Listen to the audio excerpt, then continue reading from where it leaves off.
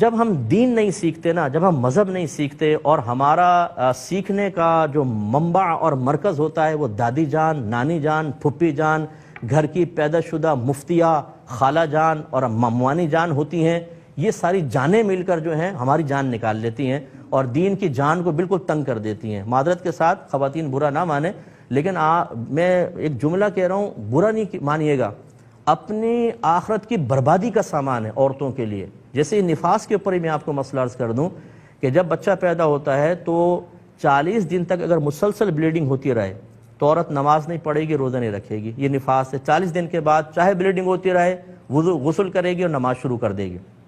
لیکن اگر ہفتے کے بعد بلیڈنگ بند ہو گئی تو عورت انتظار کرے، دن گزر گیا، اب اس پہ فرض ہے کہ غسل کر کے نماز شروع کرے گی۔ اچھا، عورتوں میں کیا معروف ہے؟ 40 دن تک ناپاک ہی رہتی ہے۔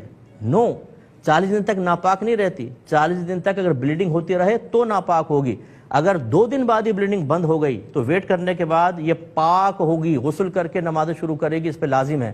تو بعض اوقات 5 دن میں پاک ہوئی اور 35 دن کی نمازیں یہ قضا کروا دیتی ہیں۔ یہ بہت ہی بری چیز ہے، علم حاصل کریں، اس کے بعد پھر کچھ لوگوں کو مشورہ دیں، ورنہ اپنی آخرت کی بربادی کا سامان کریں گے۔ اپنے خاندان کی جتنے رسومات ہیں اور مقولے ہیں نا، یہ لکھ کر کسی مفتی صاحب سے فتویٰ لے لیں، کتنے صحیح ہیں کتنے غلط ہیں، انشاءاللہ بہت راحت میں رہیں گے۔